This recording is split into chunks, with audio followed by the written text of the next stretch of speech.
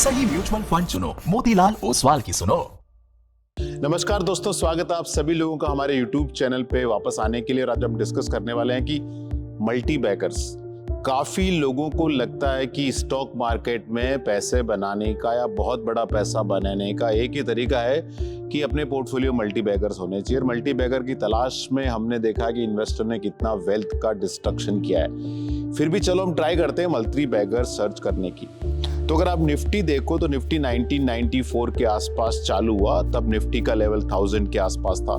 और अभी 2024 में निफ्टी का लेवल करीब 22,000 है। तो 30 साल के पीरियड में निफ्टी 22 टाइम बढ़ा है। और उसके अंदर डिविडेंड यील्ड नहीं है। अगर हम डिविडेंड यील्ड ऐड कर दें तो निफ्टी शायद 30 साल में 30 गुना बढ़ा है। लेकिन अगर हम निफ्टी को एनालाइज करें तो मालूम पड़ेगा कि निफ्टी जब से निफ्टी आया है तब से निफ्टी ने 180 प्लस स्टॉक ऐड किए। मतलब 50 तो शुरू में थे, उसके बाद स्टॉक निकलते गए, नए स्टॉक आते रहे। तो करीब करीब 180 के आसपास निफ्टी ने स्टॉक में पैसा डाला है। उन स्टॉक्स में 54% स्टॉक्स में निफ्टी ने पैसा बनाया। 46% स्टॉक्स में निफ्टी में आने के बाद स्टॉक का रिटर्न नेगेटिव रहा है। बट बहुत इंटरेस्टिंग बात है कि जो निफ्टी का रिटर्न आया वो 50% निफ्टी का रिटर्न खाली 3 स्टॉक से आया है।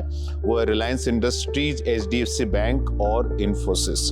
तो अगर हम देखें कि out of 184 plus stock only 3 stock genuine multi bagger रहे निफ्टी के अंदर, तो ऑड 1 आउट ऑफ 184 मतलब करीब करीब 1.63% रहा है। वो तो निफ्टी लेवल पे रहा है। अगर हम मिड कैप लेवल पे, स्मॉल कैप लेवल पे और माइक्रो कैप लेवल पे जाते हैं तो ऑड्स और भी कम होते जाते हैं। तो identification of multi bagger is very very challenging. लेकिन लेट्स अज्यूम अगर आपने स्टॉक को आइडेंटिफाई भी कर लिया है, अब उसको होल्ड कैसे करेंगे वो बहुत चैलेंजिंग हो जाता है। और वहां मैं आपको स्टोरी बताता हूं एप्पल की। आज की तारीख में एप्पल दुनिया का सबसे बड़ा मार्केट कैप वाला कंपनी है। और इतना बड़ा एप्पल का मार्केट कैप है कि इंडिया की जो सबसे बड़ी मार्केट कैप कंपनी है रिलायंस इंडस्ट्रीज, उससे करीब करीब 20 गुना ज्यादा मार्केट कैप एप्पल का है। एप्पल के 3 फाउंडर थे, स्टीव जॉब्स, स्टीव वोजनिएक और रोनाल्ड वैन। स्टीव जॉब्स के पास 45% स्टेक था, स्टीव वोजनिएक के पास 45% स्टेक था और रोनाल्ड वैन के पास 10% स्टेक था। रोनाल्ड वैन ने अपना 10% स्टॉक $1500 में बेच दिया, मतलब 1,23,000 रुपए में बेच दिया।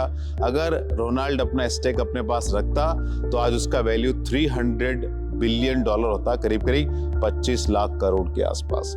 दूसरे फाउंडर है स्टीव जॉब्स। स्टीव जॉब्स ने अपने सारे शेयर्स बेच दिए एक्सेप्ट 1 मिलियन शेयर्स। और उन्होंने कब बेचे? ये सारे के सारे शेयर्स उन्होंने 1985 तक आते आते अपने सारे के सारे शेयर स्टीव जॉब ने बेच दिए, जो भी उनके पास 45% स्टेक था।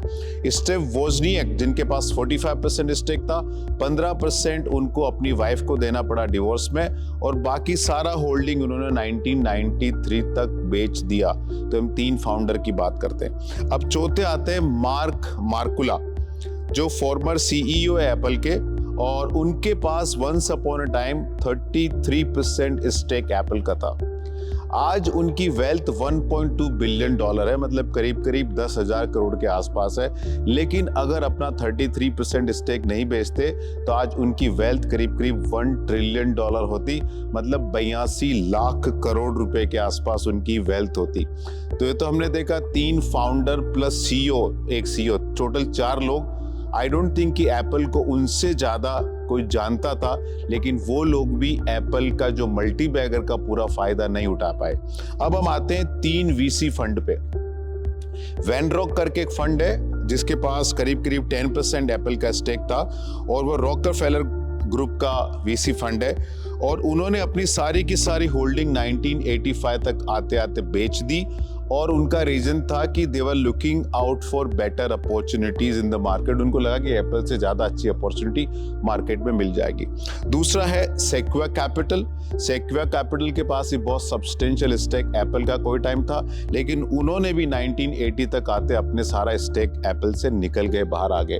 और तीसरा है आर्थर रॉक। आर्थर रॉक के पास भी बहुत सब्सटेंशियल स्टेक था एप्पल का। 1993 तक आते आते उन्होंने अपना सारा इक्विटी स्टेक बेच दिया। ये हम बोल रहे हैं 3 वीसी फंड की। Now we talk about 3 money manager. Continental Illinois bank of Chicago, उनके पास 1978 में बहुत अच्छा स्टेक था। उन्होंने 1980 तक आते आते अपने सारा स्टेक बेच दिया और उनका रीजन था कि बैंक की अर्निंग को बूस्ट करने के लिए उनको कुछ चाहिए था, तो उन्होंने अपना इन्वेस्टमेंट धीरे धीरे बेच के बैंक की अर्निंग को बूस्ट अप किया। वैसा का सिमिलर स्टोरी इंडिया के अंदर हुआ। नेटवेस्ट बैंक के पास once upon a time HDFC bank का करीब करीब 30% के प्लस स्टेक था। उन्होंने भी अपनी अर्निंग बढ़ाने के लिए एचडीएफसी बैंक को कंटिन्यूसली बेच दिया and they even the original investor could not benefit the full compounding of HDFC bank. Second है हेनरी सिंगलटन। वॉरेन बुफे उनको बहुत अच्छा फंड मैनेजर मानते हैं। उन्होंने एप्पल के अंदर पैसा डाला था, लेकिन 1983 तक आते आते उन्होंने एप्पल का सारा माल बेच दिया और उनका रीजन था कि he was looking at buying land. Perhaps उनको लगा कि 1983 में land would be a better investment option. और थर्ड मनी मैनेजर है एलन पेरिकॉफ्ट। उन्होंने 1979 के अंदर एप्पल के अंदर पैसा डाला था, लेकिन 1980 तक आते आते उन्होंने सारा माल अपना खाली कर दिया। तो हम 3-4 सीईओ प्लस फाउंडर को देखे, 3 वीसी फंड को देखा, 3 बड़े मनी मैनेजर को देखा। उन्होंने पैसा बनाया, लेकिन इतना नहीं बना पाए जितना एप्पल जनरेट करता है। उसके बाद हम देखते हैं कि एप्पल के अंदर ड्रॉ डाउन कितना हुआ, मतलब एप्पल का जो पीक हिट हुआ उसके बाद ड्रॉ डाउन कितना हुआ। तो एप्पल अपने पीक से 20% नीचे 48% टाइम रहा, मतलब अप्रोक्सीमेटली आधा टाइम एप्पल का शेयर अपने पीक से 20% नीचे रहा। 30% के ऊपर डाउन करीब करीब 36% रहा, मतलब 1/3 ऑफ द टाइम एप्पल की हिस्ट्री में एप्पल का शेयर अपने पीक से 30% नीचे रहा। 40% plus down, 40% plus time 27% time रहा, मतलब करीब करीब 1/4 टाइम एप्पल का शेयर अपने पीक से 40% डाउन रहा, 1/4 ऑफ टाइम। 50% डाउन करीब करीब 20% टाइम रहा, मतलब एप्पल का शेयर 20% अपनी जर्नी में 1/5 टाइम 50% से भी नीचे रहा अपने पीक से। 60% के ऊपर करीब करीब 15% टाइम 60% के नीचे ड्रॉ डाउन हुआ और उस ड्रॉ डाउन उसी लेवल पर रहा। और 70% के ऊपर ड्रॉ डाउन 7% ऑफ टाइम 70% के नीचे पीक से एप्पल का शेयर रहा। तो मल्टी बैगर में हमने देखा fund manager, VC fund, founder का हमने स्टोरी देखा। उसके अलावा देखो कितना बड़ा ड्रॉ डाउन इन मल्टी बैगर के अंदर हुआ है कि आपके अंदर इतनी होल्डिंग कैपेसिटी होनी चाहिए कि 50% स्टॉक अपने पीक से नीचे रहे और वो भी करीब करीब 20% टाइम रहे। जब भी हम मल्टी बैगर की बात करते हैं इंडिया में तो स्टोरी आते हैं रामदेव जी की, आरजे की, दमानी जी की, काफी लोगों की, लेकिन हमको समझना चाहिए कि उनके पास मल्टी बैगर क्यों थे। एक तो उनका फुल टाइम जॉब था इन्वेस्टमेंट मैनेजमेंट और शायद यही उनका काम था।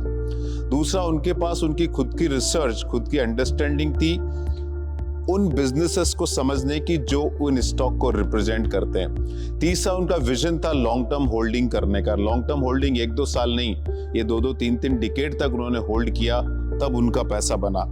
चौथा, उनके अंदर था कि multiple draw down multiple time हुए, लेकिन क्योंकि उनका खुद का रिसर्च, खुद की डीप स्टडी थी, इसलिए नीचे बाजार गिरने पे वो लोग घबराए नहीं और न भी तेजी के मार्केट में उन्होंने उनको बेचा कि 50 का पी मल्टीपल हो गए, निकल जाते हैं, बाद में आते हैं, उन्होंने टच भी नहीं किया।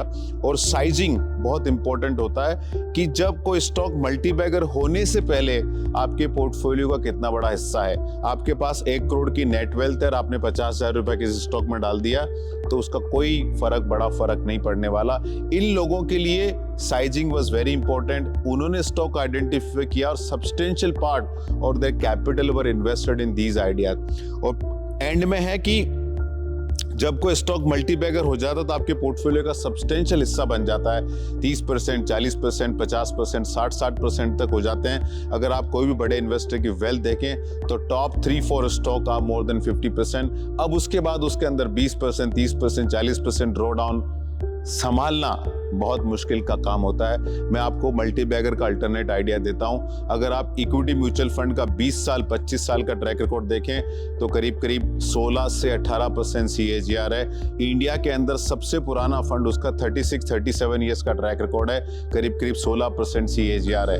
अगर आपको मल्टी बैगर चाहिए तो म्यूचुअल फंड आपको मल्टी बैगर देता है। 5 साल में म्यूचुअल फंड में पैसा ऑन एवरेज डबल हुआ है, तो 5 साल में डबल हो गया, 10 साल के अंदर 4 गुना हो गया, 15 साल में 8 गुना हो गया, 20 साल में 16 गुना हो गया, 25 साल में 32 गुना हो गया, 30 साल में 64 टाइम हो गया, 35 ईयर्स में 128 टाइम हो गया, 40 ईयर्स में 256 टाइम हो गया, 45 ईयर्स में 512 टाइम हो गया और 50 साल में 1000 टाइम हो गया। तो mutual fund is also a way to multiply your wealth, क्योंकि यहाँ आप अपना वेल्थ का पूरा पैसा डाल सकते हैं। ये दोस्तों ये वीडियो सिर्फ और सिर्फ एजुकेशनल पर्पजेस के लिए है। जो मैंने डेटा स्टोरी बताई ये पास्ट की है, फ्यूचर में ऐसा होगा कि नहीं होगा मुझे पता नहीं है। और प्लीज ध्यान रखें, mutual fund investment are subject to market risk. Please read the offer document carefully before investing. और कोई भी इन्वेस्टमेंट ऑप्शन में रिटर्न देखने से पहले रिस्क जरूर समझें। फाइनली ये आपका पैसा या आपका फ्यूचर आप डिसाइड करें। हम इस पूरे प्रोसेस में बहुत ही छोटे इनेबलर हैं और एंड में आपको कहां पैसा डालना है, किस तरह डालना है, please consult your mutual fund distributor. Investment in securities market are subject to market risks. Read all the related documents carefully before investing.